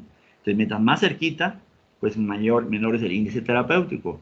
Y el margen de seguridad, pues sí es de donde la dosis efectiva es 50 hasta donde empieza la dosis letal 1. Ahí sí es un margen de dosis, ¿no? Entonces, la digoxina dice, es un índice terapéutico muy estrecho. ¿Qué significa? Que aumentos muy pequeños en su concentración de ser una dosis efectiva, con un poquito arriba de la dosis, puede ya tener efectos adversos. Y ya vimos que puede producir bloqueo del nodo auriculoventricular y bloquear el corazón por completo y se muere el paciente con paro cardíaco, ¿sí? Como que es lo más grave. Pero, dice, los indicadores iniciales de toxicidad, ¿sí? Cuando la concentración empieza a tener niveles tóxicos, probablemente por una sobredosis o en el caso que tenga falla renal y no se esté eliminando bien, va a aumentar su concentración, aunque den la dosis adecuada, pero va a aumentar los niveles porque no lo está eliminando bien. Entonces dice anorexia, náusea y vómitos. No quiere comer, empieza a vomitar, vómitos. Aquí lo mencionan, pero en Velázquez menciona, puede ser hasta diarrea. Y yo siempre hago esa referencia de que yo estoy en el hospital. De repente te dice la mamá, doctor, el niño vomitó y tiene diarrea. ¿A qué creen que le atribuyen el vómito y la diarrea? Así lo más frecuente, ¿a qué creen que le atribuyen las mamás? De tener en un hospital. ¿Qué creen ustedes? Que le cayó mal la comida. La comida. Siempre dice, doctor, yo creo que le hizo mal la comida, porque de entrada la comida, pues obviamente no está muy llamativa. De entrada puede ser que esté buena, pero está fría. Sí, entonces así como que muchas veces, yo, bueno, niños comen y comen así bien, tan contentos, no todos así sufren, pero hay unos que no les gusta. Pero entonces de entrada dicen, no, es comida de hospital, ¿no? Entonces, no, por lo general, le cayó mal la comida. Pienso, si un niño tiene diarrea, lo primero que es lo más frecuente, pues para pensar por qué tiene diarrea un niño, porque tiene algo le cayó mal, tiene una infección intestinal, es lo primero, porque es lo más frecuente que van a ver. Van a ir a le consulta de medicina familiar y el niño está vomitando, tiene diarrea y tiene fiebre. Pues tiene un proceso infeccioso, es lo más frecuente. Pero no tiene fiebre. Yo lo digo porque yo estoy en el hospital y tengo niños con malformaciones cardíacas que tienen digoxina y vomitan y tienen fiebre. Yo pienso, debe tener una infección intestinal. Tener una infección intestinal tiene fiebre, ¿no? Y lo que tengo que pensar en esos niños, sobre todo si están tomando digoxina, no serán los niveles de la digoxina que están elevados, a menos tomarlos como una causa, o sea, dando en cuenta el diagnóstico diferencial, ¿no? Obviamente no tiene fiebre, no tiene nada y está con esto, y cómo está su frecuencia cardíaca, ¿no? De cuánto está tomando de digoxina, tratando de buscar si realmente no es la digoxina las causas de esto, ¿no? Visión borrosa o visión amarillenta, siempre que menciono esto, visión borrosa o visión amarillenta, cuando hablamos de reacciones adversas, les comento de que pues son un montón de reacciones adversas. Y hay algunas muy clásicas, muy así de tipo A que debo de saber. Y ya hablé de digoxina, ya bradicardia, lo que uno no ve, pues como que es fácil recordar, náuseas, el vómito, relacionado con sospechar si no es infección o es una intoxicación con digoxina. Y muchas de esas reacciones adversas las van a realmente sentir que las van a aprender cuando están en el hospital. O sea, van a decir, a veces van a llegar al hospital y dicen, no sé, que no sé nada, ¿no? Entonces, todo lo aprendí en el hospital. Pero, pues sí es cierto, porque lo que ves en el hospital, como que es lo que te impacta y lo estás viendo y fácilmente lo relacionas. Si tú llegas con conocimientos teóricos, sientes que no sabes nada, ves el paciente, luego sigues estudiando, lo repasas, pues obviamente después de 20,000 veces sientes que lo aprendes. Y cuando seguí segundo año, pues no sabía yo nada, pero realmente sí sabes algo, nada más que no es tan significativo como cuando lo ves. Entonces muchas razones, pues digo, se va a fijar en su mente cuando las vean. Algunas de memoria aquí en segundo año y otras más cuando las vean. Y si es un familiar o es con ustedes, no se les olvida, ¿no? Ponme mi tramadol, me da náuseas y vómitos, pero vómitos así como si yo estuviese borracho, así terrible, ¿no? Y el tramadol produce vómitos, ¿no? Entonces así te lo vas aprendiendo, más todavía, ¿no? Pero otras, pues en base a que lo vas repitiendo muchas veces, de leerlo, ¿no? Pero esta visión amarilla, un alumno me dijo, con razón mi abuelita le pasa eso, doctor. Dice, mi abuelita decía, veo cosas amarillas, no sé por qué, dice, ¿no? Por eso lo hace. Cuando él me lo dice, entonces ya me lo aprendo, ¿no? Entonces, les digo todo esto porque entiendo que para ustedes que es primera vez, son muchas reacciones adversas y es muy difícil, entonces tienen que tratar de ir buscando, relacionándolo, ¿no? Con algo para que se les pueda ir quedando y obviamente repetirlo y repetirlo, ¿no? Para que lo podamos ir aprendiendo poco a poco. Entonces, lo importante de esto, dice, por eso lo pongo en amarillo, dice, pueden ser indicadores iniciales, o sea, aquí tengo el paciente que me dice, está vomitando, debe ser la comida, ¿no? Y le sigo dando digoxina, ¿no? A los 2 días empieza a tener el niño bradicardia, bloqueo de una vez y está muriendo, ¿no? Y digo, pues posiblemente sea la digoxina. Sí, pero ese paciente hace 2, 3 días estaba con náuseas, estaba con vómitos, debiste de haber sospechado, porque son datos iniciales. No esperes a que esté bloqueado y se esté muriendo. ¿sí? Y como la digoxina es algo que se usa mucho en los niños, o mucho en las personas que tienen insuficiencia cardíaca, pues como que esas reacciones adversas las tenemos que saber, ¿no? Ok, dice, efectos adversos, bueno, cuando bloquea la sodio potasio ATPasa, dice, pues ya sabemos que inhibe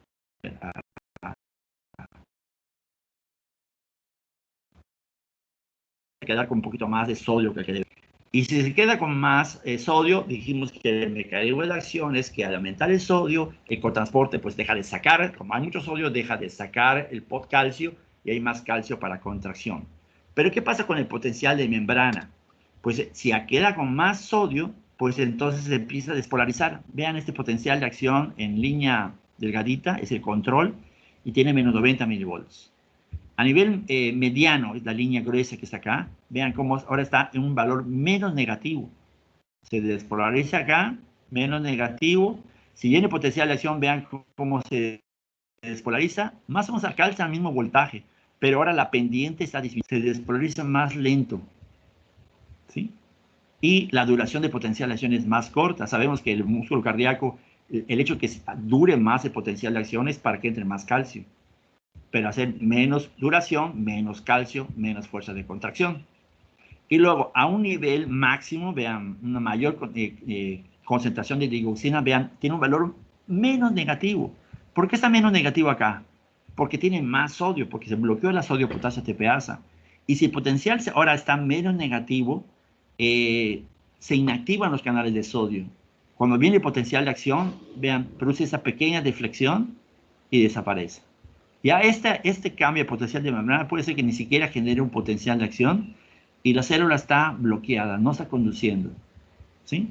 Entonces, esta es una reacción adversa, o sea, una manera de explicar un problema de la dioxina.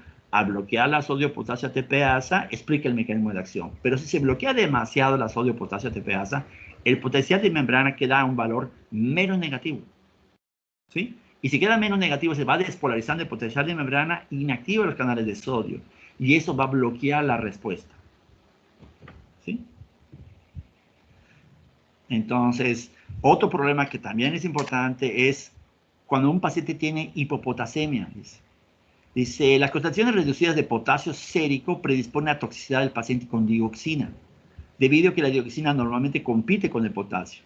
O sea, como que el potasio se une allá a la sodio-potasio ATPasa. Pero si hay hipopotasemia, hay menos potasio disponible para unirse a la sodio-potasio ATPasa. Y al haber más sitios para que se una, pues la digoxina se puede unir a más sitios y por lo tanto potenciar más su efecto y producir mayores efectos adversos. Por eso dice, hay que tener cuidado. Digoxina, ¿cómo está el potasio? ¿No? Si está bajo el potasio, va a afectar a los pacientes con digoxina. ¿Se acuerdan? Cuando hablaba de hiperpotasemia, en potencial de membrana en reposo, ¿se acuerdan? Si hay hiperpotasemia, aumenta el gradiente y el potencial de membrana también se hace menos negativo. Y va a, inclusive, inicialmente puede ser que decadene un potencial de acción, pero luego bloquea las células. Entonces aquí la hipopotasemia va a pasar lo mismo, pero ahora por hipopotasemia porque deja más sitios disponibles para que se una digoxina al receptor. Dice, la digoxina es un sustrato de la glucoproteína P. ¿Se acuerdan de esa proteína a nivel de la mucosa intestinal que lo que hace es, entra la digoxina a la célula y la glucoproteína P lo saca, ¿sí? Y lo pone como ejemplo el doctor Góngora en sus clases.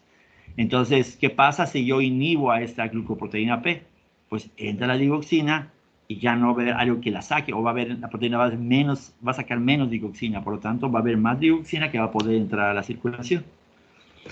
Y pone el libro ejemplo de 3 fármacos que van a inhibir a esta glucoproteína, que es la eritromicina, que es un antibiótico, como eritromicina, claritromicina, el verapamilo, que vimos que es un bloqueador de canales de sodio, y la amiodarona es un antiarrítmico, que vamos a ver, que también bloquea los canales de potasio. Tiene varios mecanismos, pero entre ellos está como antiarrítmico de la clase C, de la clase 3, que bloquea los canales de potasio. Pero bueno, lo que va a hacer aquí es a inhibir a la glucoproteína P, ¿no? Debe hacerse con precaución, con otros fármacos que hacen más lenta la conducción, pues ya vimos que aumenta tono parasimpático, va a hacer que sea lenta la conducción. Si le doy un beta bloqueador, pues sé que la estimulación beta aumenta la frecuencia, ¿no? Y aumenta la conducción. Si además de dar digoxina que aumenta tono vagal, bloqueas al simpático, pues va a ser más riesgoso. Si bloqueas calcio, sé que en el nodo sinusal y el nodo AB, la despolarización es calcio el que entra. Si bloqueo calcio, también bloqueo la conducción. ¿Se acuerdan? Estos dos son bloqueadores de canales de calcio, no dihidropiridina. ¿Se acuerdan cuál de los dos tiene mayor afinidad por los canales de calcio del corazón? El verapamilo. El verapamilo, ¿no? Tiene mucho mayor efecto cronotópico y ionotópico negativo, ¿no? Baja más. Diltiazem dice que está entre los dos, ¿no? Calcio del corazón, canales de calcio del corazón y de los vasos. Ok, ¿hasta aquí alguna pregunta? No, doctor. No, todo bien. Ok, dice, agonistas beta. De los agonistas beta, igual, eso ya los vimos, son dopa, dobuta. ¿Se acuerdan? Uno de estos es no endógeno. ¿Cuál es el no endógeno? ¿Cuál no se produce en el organismo? Dobutamina. Dobutamina, ¿no? Entonces, ¿cómo actúan? Pues son agonistas beta adrenérgicos, estimulan al receptor beta. Beta 1, beta 2, beta 3 aumentan la adenilato ciclasa, ¿sí? Aumentan los niveles de AMP cíclico, activan la proteína quinasa A y va a fosforilar canales. Aquí dice, se fosforilan canales de calcio, entra calcio y eso va a ayudar a la contracción muscular, ¿sí? Si no voy a hablar de los inhibidores porque ahorita vamos a hablar nada más de la vía, hablando nada más de los agonistas beta. De esta manera aumentan la fuerza de la contracción. Uno podría decir, si el corazón está insuficiente y el receptor beta del corazón es noradrenalina, pues ¿por qué no usar noradrenalina como inotrópico?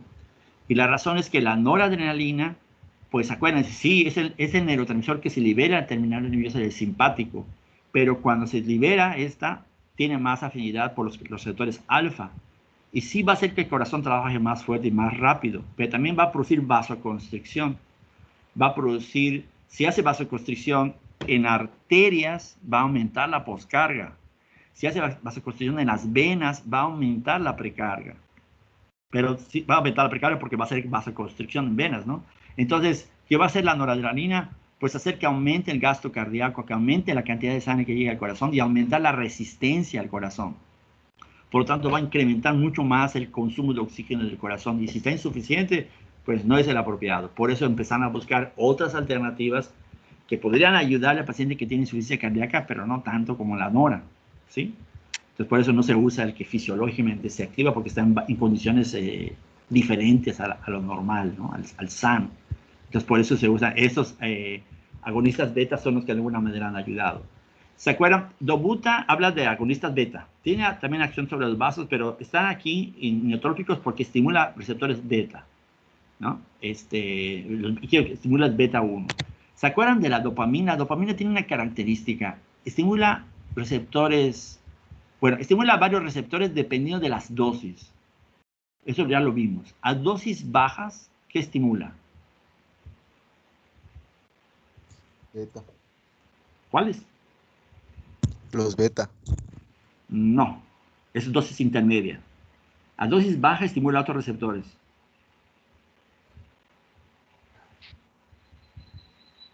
Ah, los dopaminérgicos. Los receptores dopaminérgicos aumenta el flujo esplácnico y renal. ¿Recuerdan? Hay isquemia intestinal, hay problemas de no perfusión renal. Dopamina a dosis bajas.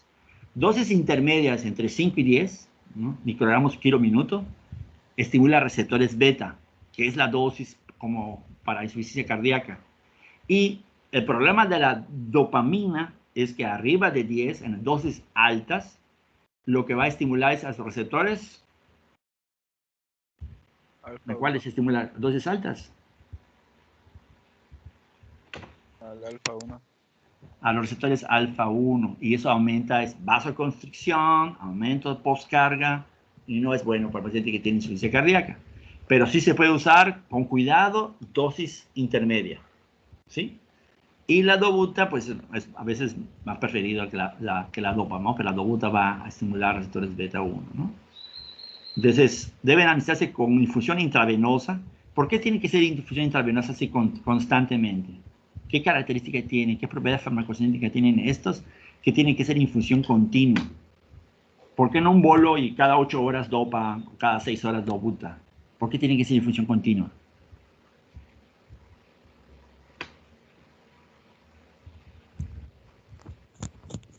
Puede ser que se excrete rápidamente. Más que se excrete, hay otra razón farmacocinética. Se metaboliza rápido. Se metabolizan rápidamente. ¿Se acuerdan cuando hablábamos también de la L-dopa? Das carbidopa para inhibir la dopa descarboxilasa, ¿no? Y das dopamina, ya bueno, no atraviesa la barrera, pero la dopamina es metabolizada por la monoaminoxidasa, por la catecolotometiltransferasa, entonces su vida media es muy breve, pues tiene que ser infusión continua, ¿sí? Entonces son como características así súper importantes de estas dos, que lo vimos en simpáticos miméticos, pero eso hay que ir recordando, ¿no? Vida media breve, metabolizar rápidamente. Ok, en niveles de la fosfodiesterasa está la milrinona, que bueno, aquí dice, al inhibir a la fosfodiesterasa, sabemos que el AMP cíclico que va a activar la proteína quinasa A tiene una vida media, y que la fosfodiesterasa va a convertir el AMP cíclico en AMP lineal. Entonces, si yo inhibo la fosfodiesterasa con la milrinona, pues entonces la vida media del AMP cíclico aumenta, y esto va a hacer lo mismo que acabamos de ver con los agonistas beta. Nada, pues, ahora ya no es por la estimulación de los receptores beta, sino por la inhibición de la enzima fosfodiesterasa, ¿sí? Esos son los que dicen milrinona, levosimendan.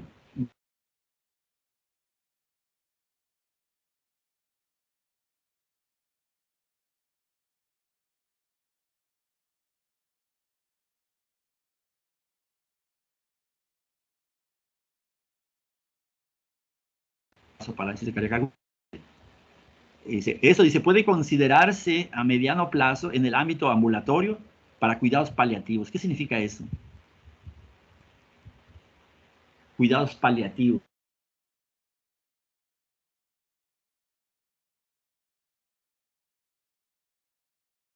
Cuidado paliativo es cuando el paciente ya digamos de manera, hay considerado que el tratamiento no está funcionando, el paciente se va a morir, y lo que se trata es de darle algo,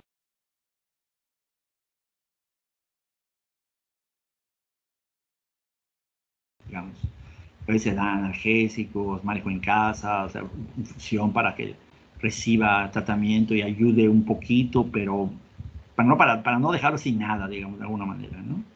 Pero, digamos,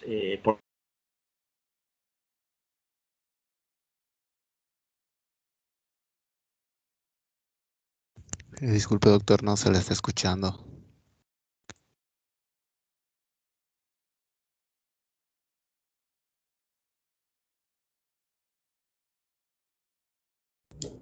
Creo que en el momento en el que no lo oímos, él tampoco contracción, lo sabía. y a nivel de los vasos, abre un canal de potasio dependiente de ATP. Entonces Doctor, va a producir, ¿sí? es que se le corta el micrófono. Lo último que explicó ahorita no se le escuchó. A ver.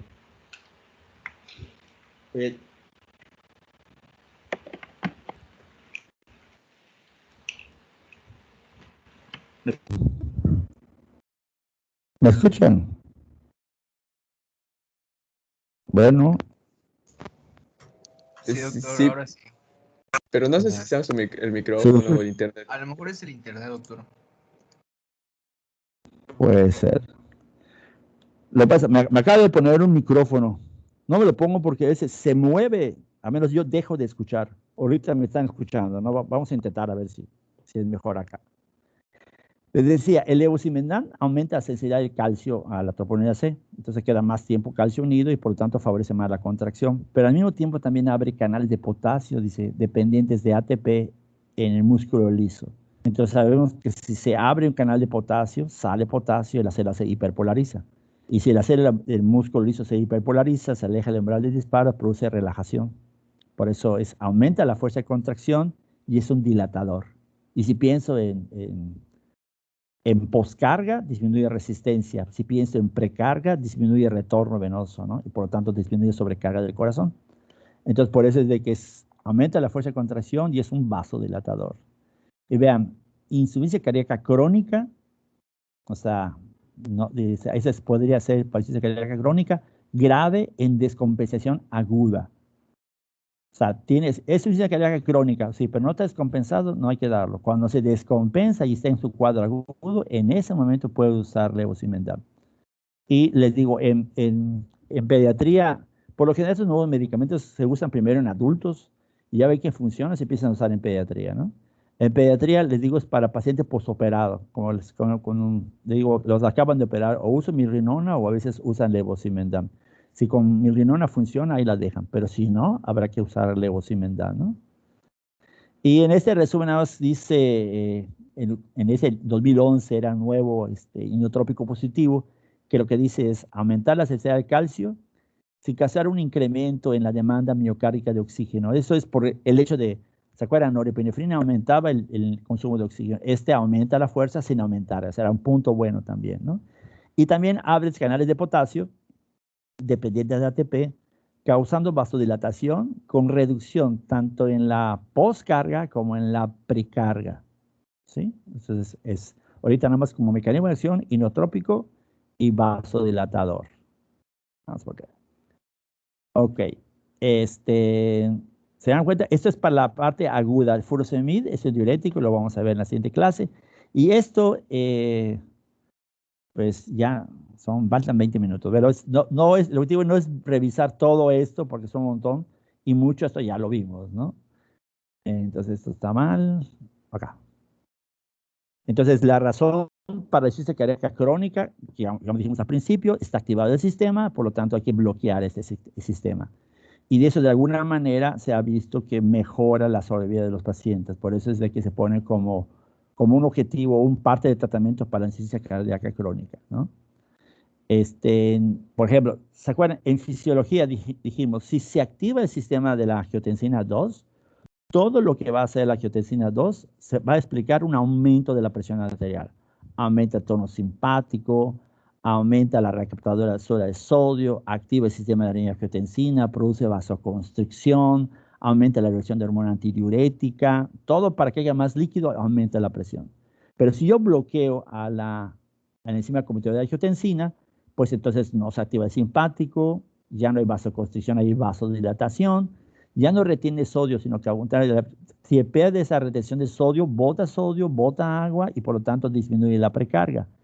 Y entre las funciones o las formas que explicamos el efecto antihipertensivo de los IECAS es que al bloquear la formación de angiotensina 2, se bloqueaban otras vías y había acumulación de bradicinina. ¿Recuerdan que la bradicinina es una sustancia vasodilatadora, la angiotensina 1,7, sustancia P, y esa bradicinina es una sustancia vasodilatadora que explica parte del efecto antihipertensivo. ¿Se acuerdan? También aumentaba la disponibilidad de prostaglandinas.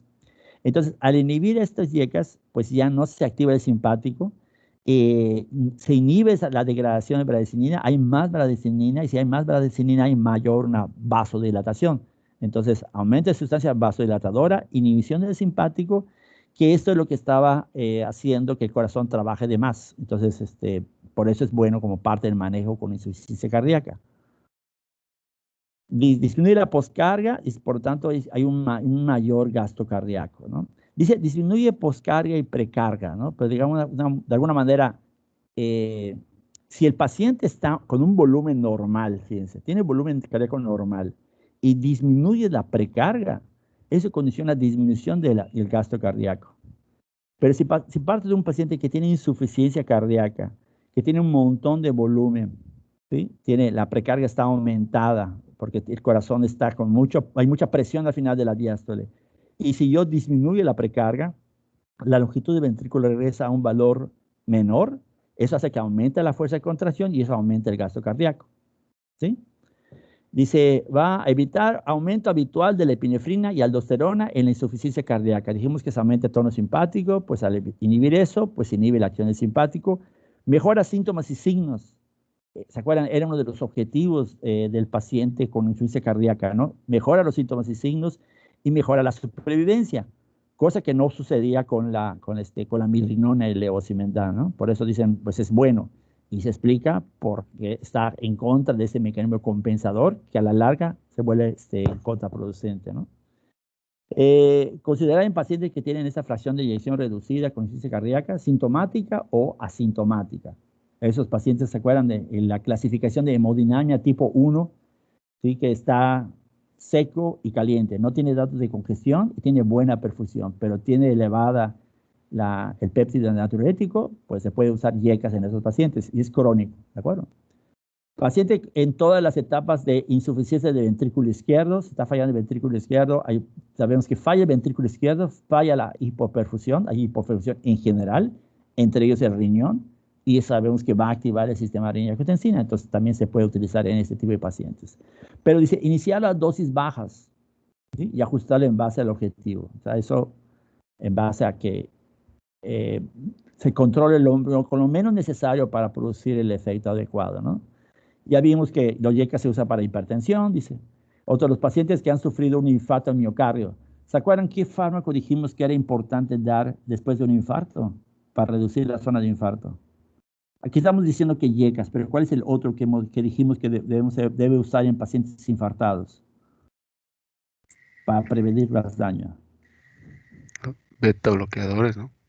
Beta bloqueadores, muy bien, ¿no? Entonces aquí agregan YECAS, también se puede usar para un paciente que esté infartado, baja la actividad, dice, o el riesgo de evento cardiovascular importante, ¿no? Entonces a largo plazo, YECAS se puede utilizar también. Se absorben bien por vía oral, esto ya lo habíamos dicho, se puede disminuir la absorción del captoprilo. Recuerden, dice el captoprilo, si ustedes revisan el antihipertensivo menciona, dice que estos no requieren, todos tienen metabolitos menos el captoprilo, por tanto no requiere de metabolismo hepático para que pueda actuar. Si tiene disfunción hepática se puede dar captoprilo.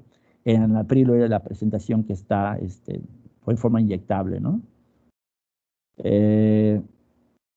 Fármacos que requieren activación por hidrólisis a través de las enzimas hepáticas, ¿no? Los YECAS, ¿no? A excepción del captoprilo, ¿no? La eliminación renal de la fracción activa es importante para la mayoría de los inhibidores de la YECA, dice. La eliminación renal de la fracción activa, o sea, el riñón necesita de la función renal para que se puedan eliminar. Ya vimos que igual es muy importante para la digoxina, igual la función renal, ¿no? Vida media plasmática de 2 a 12 horas, pues, ¿se acuerdan? Inhibia, la vida media es más corta, pero el efecto es más prolongado que la vida media, ¿no? Que también eso vimos. Efectos adversos, pues si es antihipertensivo puede producir hipotensión. Insuficiencia renal, ¿se acuerdan cuando hablamos de insuficiencia renal? Si el paciente tiene una estenosis de la arteria renal, y hay estenosis de la arteria renal, hay una vasoconstricción de la arteria deferente, está compensando esa hipoperfusión, pero si inhibimos a la enzima, pues se pierde el tono vasoconstrictor de la arteria deferente y hay insuficiencia renal, ¿no? Hiperpotasemia, porque sabemos que si se bloquea todo el sistema, se bloquea la acción de la aldosterona y ya se pierde esa eliminación de potasio y por lo tanto hay riesgo de hiperpotasemia.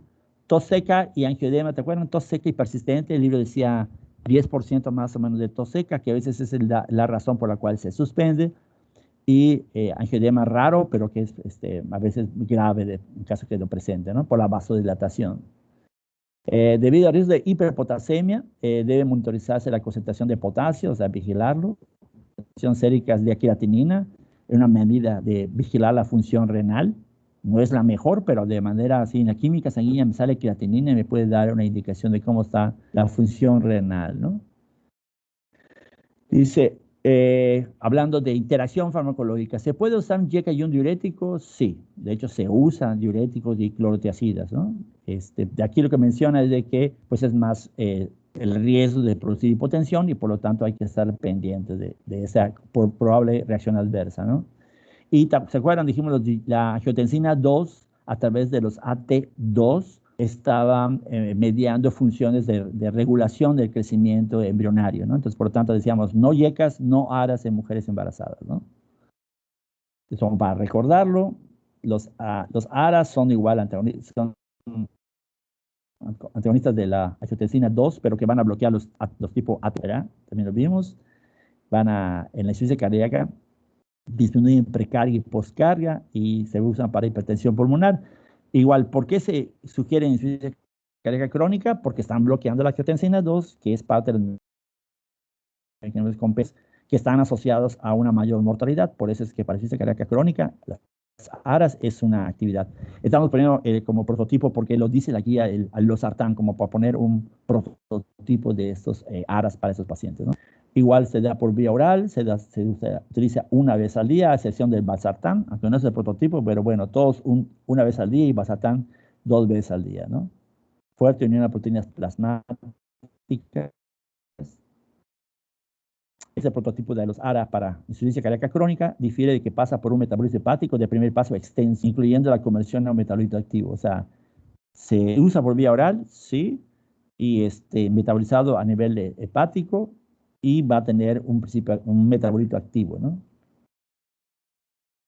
Los otros tienen metabolitos inactivos, ¿no? Solo el losartán tiene un metabolito activo, ¿no? Se eliminan en heces.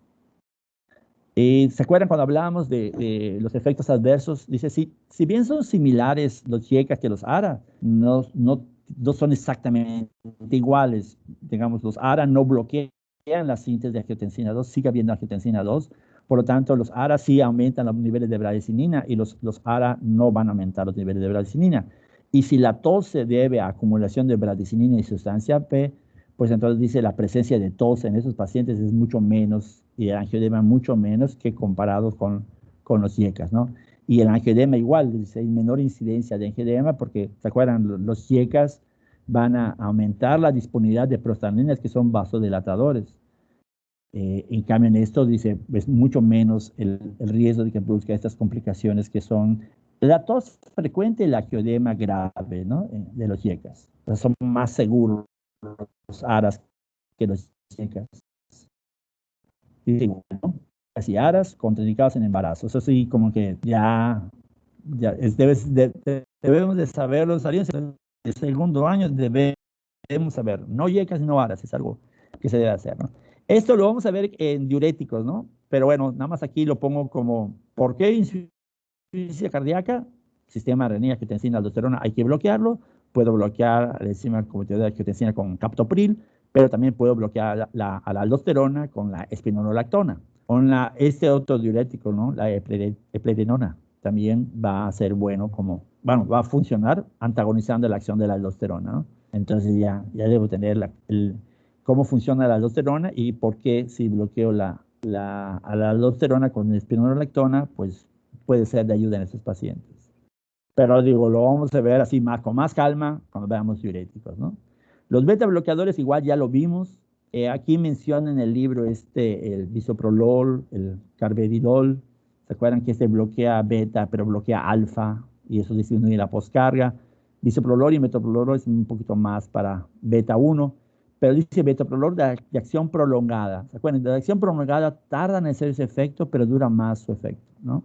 Entonces igual la idea es de que no bloquear beta para que no esté inhibiendo la fuerza de contracción, sino más bien para el efecto sobre receptores beta a nivel renal, bloquear la activación simpática, que está haciendo los mecanismos compensadores que van a participar en la remodelación de las células cardíacas y de los vasos sanguíneos, ¿no? Entonces, mejoría de la función sistólica y revierten la remodelación cardíaca en pacientes que reciben beta bloqueadores, ¿no? Entonces, esto se vio.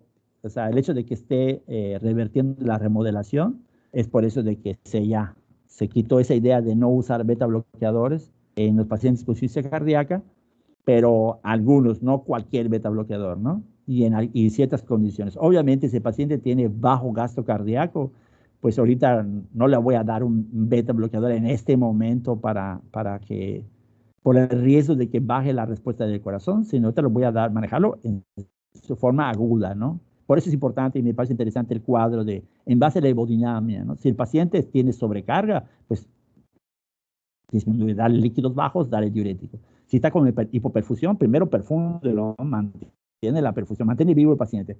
¿Que está activo el sistema simpático? Pues sí, lo está compensando, ¿sí?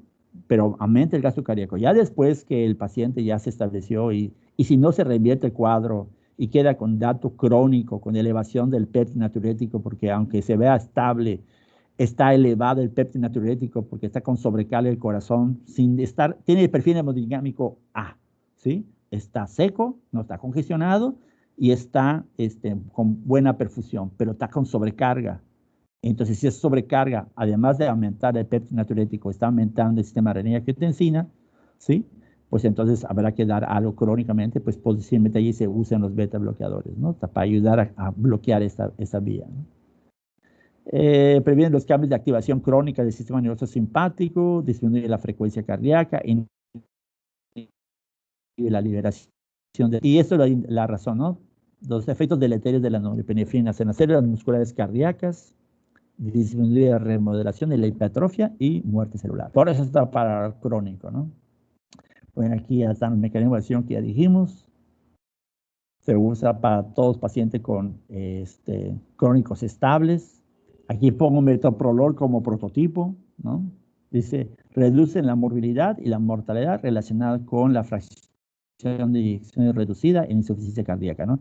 Entonces cumple con esa función, por eso está como fármacos para insuficiencia cardíaca, en este caso crónica, ¿no?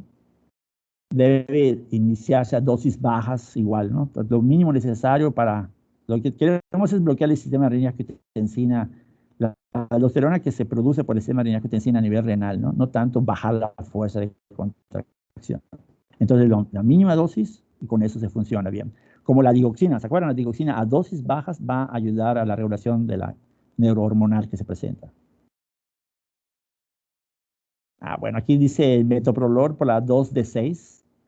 Hay artículos que mencionan sobre la importancia de la P452 2D6 en las enfermedades cardiovasculares, ¿no? El captopril, el metoprolol, el carbidilol son metabolizados por el 2D6. Entonces, por eso, digamos, desde la farmacología cardiovascular, los fármacos que son metabolizados por 2D6 son importantes, ¿no? Por eso hay que, dice, tener cuidado de que si se usan medicamentos que inhiban esta vía, pues puedan aumentar la concentración del metoprolol porque está inhibida la 2D6, ¿no?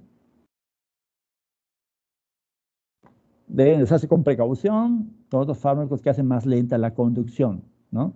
Ya habíamos dicho, más lenta la conducción, no lo menciona aquí, pero digoxina sabemos que deja lenta la conducción, ¿no? Y son beta bloqueadores.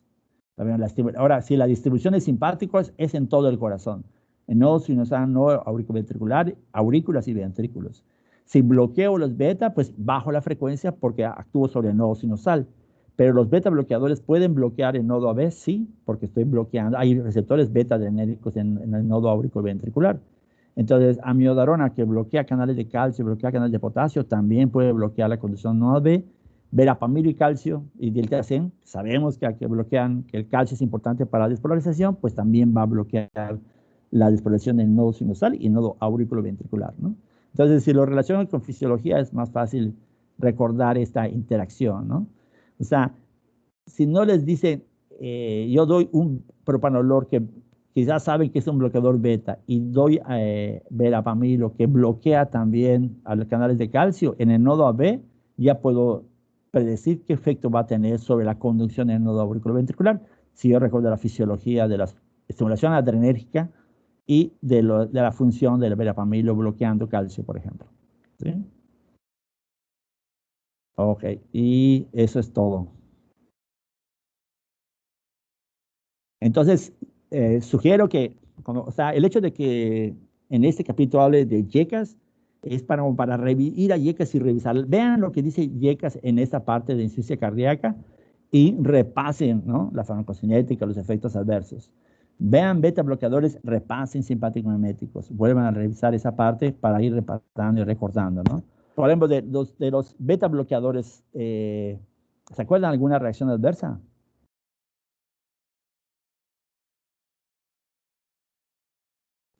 Disfunción sexual. Disfunción sexual es una. ¿Alguna otra? Infarto. Bueno, ok, cuando se suspende abruptamente puede pasar lo contrario, infarto, muy bien. ¿Qué más? Se produce infarto cuando se suspende abruptamente, decía hipertensión, angina, infarto por vasoconstricción, ¿no? ¿Se acuerdan, por ejemplo, si los receptores beta pueden bloquear la glucogenólisis, pueden condicionar hipoglicemia, y no solamente eso, sino pueden bloquear la respuesta fisiológica a la hipoglicemia, la taquicardia, la irritabilidad. Entonces el paciente puede tener hipoglicemia severa así, de estar asintomático a ponerse mal el paciente, ¿no? Bradicardia, bloqueo del nodo B, disfunción sexual, ¿sí? Entonces, sí, volví a recordar para repasar. Aquí lo que nada más es, ¿qué me dices sobre la insuficiencia cardíaca? ¿Por qué un beta bloqueador? Aquí metoprolol es el prototipo, aunque vimos que el calvedilol y el bisoprostol también se mencionan, pero bueno, me sé que metoprolol se puede usar para insuficiencia cardíaca crónica. ¿Por qué? Porque está bloqueando la actividad del simpático, que es un mecanismo compensador, que eso a la larga pues afecta a los pacientes. Y eso es lo que quiero que ustedes tengan en este capítulo, para no limitarlo nada más a insuficiencia cardíaca, dioxina, dopa, dobuta, y ahí quedó, sino que amplíen los otros medicamentos que pueden dar en pacientes que tienen insuficiencia cardíaca, pero crónica, ¿no? Entonces, cuando ustedes vean insuficiencia cardíaca y vean las guías, tenga sentido por qué usa un beta bloqueador en insuficiencia cardíaca. Esa es la razón de mencionarlo acá, ¿no? Ok, ¿hay un comentario?